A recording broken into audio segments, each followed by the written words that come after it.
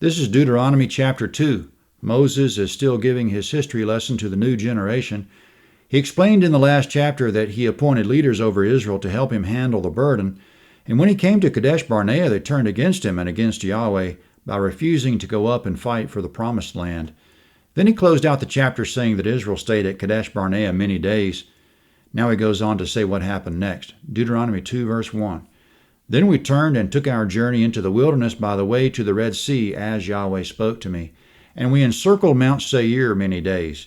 Comment, after leaving Kadesh Barnea, they went south toward the eastern arm of the Red Sea, which is the Gulf of Aqaba, and they encircled Mount Seir many days. The many days at Kadesh Barnea, plus the many days encircling Mount Seir, added up to almost 38 years. We know this from picking through the details of the book of Numbers. So now Moses has brought the audience up to just a few months ago, so of course even the youngsters in the crowd remember what happened from here on out. But even though from this point on they lived it and remember it, they aren't necessarily familiar with the inside details that Moses is about to give them about what Yahweh was saying to Moses during this time, how Yahweh was actually the one directing all these events. So after camping in circles for years, verse 2, Yahweh spoke to me saying, "You have encircled this mountain long enough. Turn northward. Command the people, saying, You are to pass through the border of your brothers, the children of Esau, who dwell in Seir. And they will be afraid of you. Therefore be careful. Don't contend with them, for I will not give you any of their land, no, not so much as for the sole of your foot to tread on, because I have given Mount Seir to Esau for a possession. You shall purchase food from them for money that you may eat.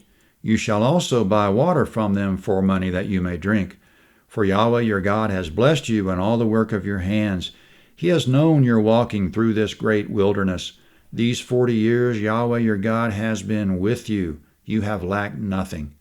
Comment, verse 3, after years, Yahweh finally said, "Stop circling Mount Seir and turn northward." He's taken them to the promised land for a second time, but this time it's by another route. Verses 4 through 6, Yahweh said, "As you go, don't contend with the children of Esau. Just pass by them and purchase what you need from them." Yahweh called them your brothers for a good reason. The man Esau lived about 400 years ago. He was, in fact, Jacob's twin brother. Jacob became known as Israel, and Esau became known as Edom.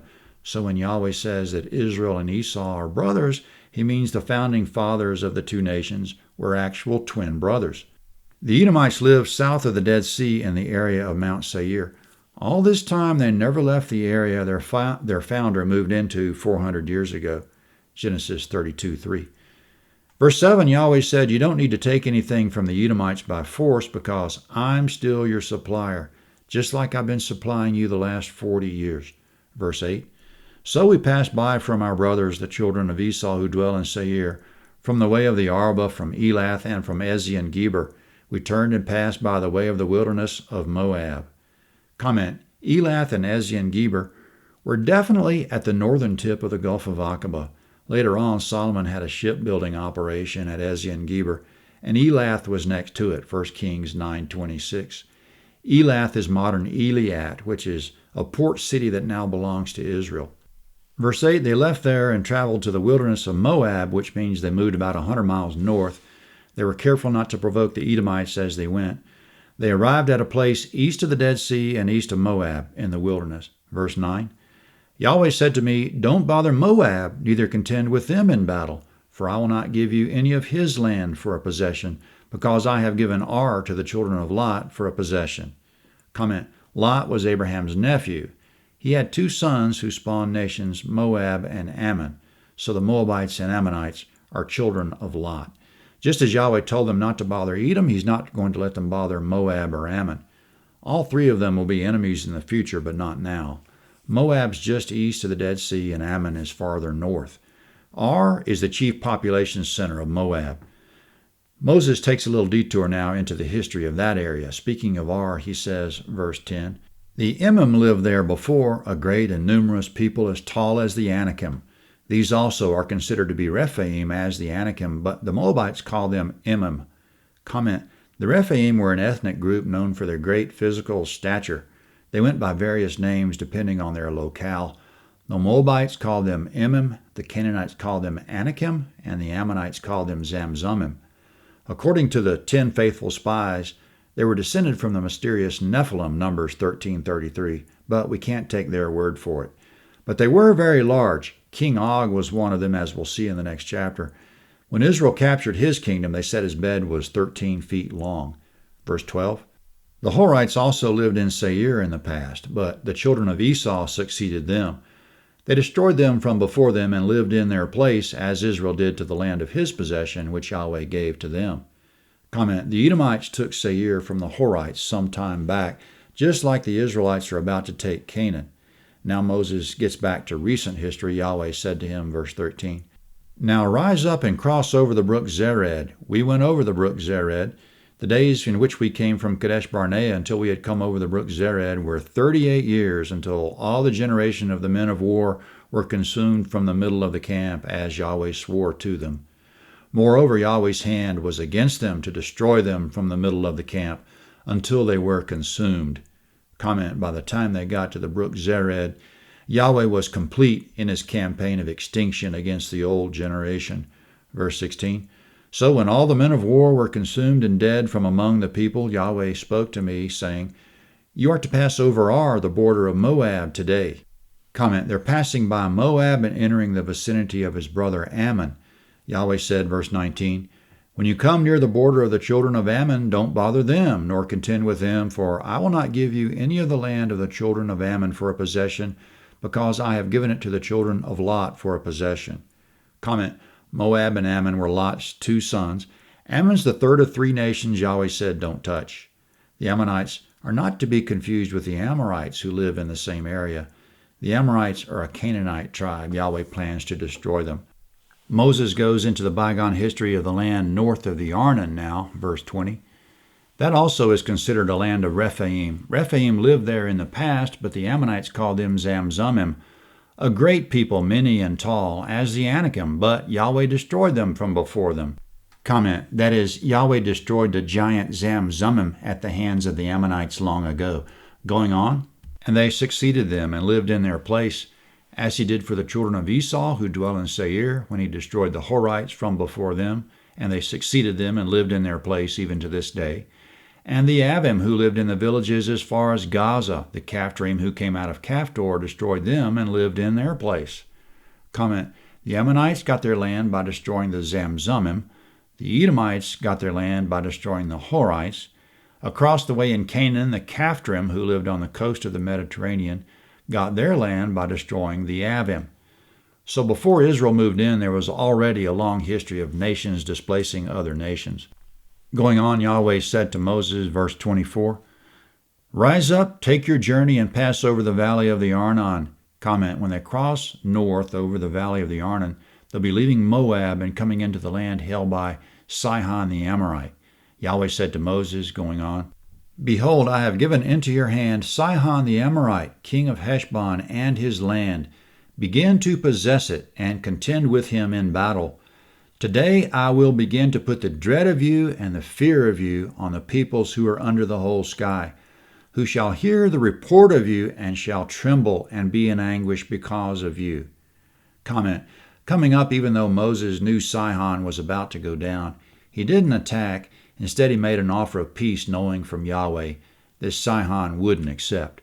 Moses says, verse 26, I sent messengers out of the wilderness of Kedemoth to Sihon, king of Heshbon, with words of peace, saying, Let me pass through your land. I will go along by the highway. I will turn neither to the right hand nor to the left. You shall sell me food for money that I may eat, and give me water for money that I may drink. Just let me pass through on my feet, as the children of Esau who dwell in Seir and the Moabites who dwell in Ar did to me, until I pass over the Jordan into the land which Yahweh our God gives to us.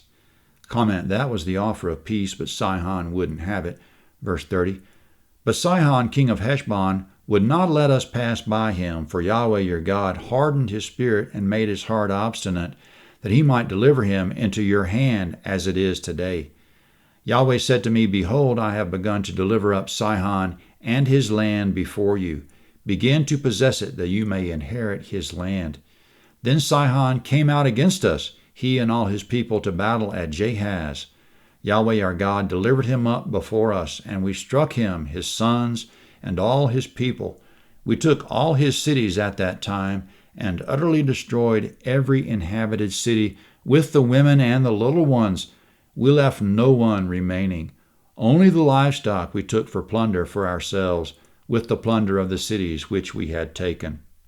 Comment, verse 34, they left no one remaining, not Sihon, his sons, or any of his people, man, woman, or child. They took their land, their livestock, and all the other plunder. Unlike the Edomites who lived in Seir, the Moabites who lived in Moab, and the Ammonites who lived north of the Arnon, these are the children of Esau and Lot. The Amorites were a Canaanite tribe. There were more Ammonites ruled by other kings living up north and across the river in the main part of the Promised Land, and there are a number of other Canaanite nations that were also fair game, like the Hittites, Perizzites, Jebusites, Girgashites, Archites, Hivites, and Sidonians. Verse 36, from Aurora, which is on the edge of the valley of the Arnon, and the city that is in the valley, even to Gilead, there was not a city too high for us. Yahweh our God delivered up all before us. Only to the land of the children of Ammon you didn't come near, all the banks of the river Jabbok, and the cities of the hill country, and wherever Yahweh our God forbade us. Comment, in other words, they took all of Sihon the Amorites' land and cities. This was from the Arnon River on the south all the way to the Jabbok River on the north, a 50-mile swath, but they kept peace with the Ammonites that were scattered in the area in various cities and especially along the Jabbok River. That's the chapter. Moses is going to take one more chapter getting this history all the way up to the present date. That'll be Deuteronomy 3, which you can find easily at landofhavilah.net. Deuteronomy 3. Here's the map of Deuteronomy 2. Seir is a mountainous area about 20 miles wide and 100 miles long from north to south. It was the home of the children of Esau, the Edomites. Just west of the mountains and running parallel to them is the Arabah we hear about again and again. It's the long desert valley that runs continuously from the top of the Gulf of Aqaba, west of the Seir Range, through the Dead Sea, up the Jordan Valley to the Sea of Galilee. Much of it's below sea level. Owing to its lack of elevation, it's very dry. That's why the Edomites stuck to the mountains of Seir, which run north and south east of the valley. Moses started this chapter saying Israel encircled Mount Seir for a long time. They were camping at or near Elath here when Yahweh told Moses to stop circling and turn northward. Elath is identical with the modern port city of Eliat. Yahweh led them from Elath 100 miles up to the brook Zered, then past Moab and over the Arnon River into Sihon's land, which they took. It's about 50 miles of conquered land now from the Arnon to the Jabbok, but it's not all theirs. There are Ammonites scattered around, especially near the Jabbok River. They left them alone. They only attacked the cities which Yahweh directed them to attack. Sihon's capital of Heshbon was exactly here and still goes by the same name.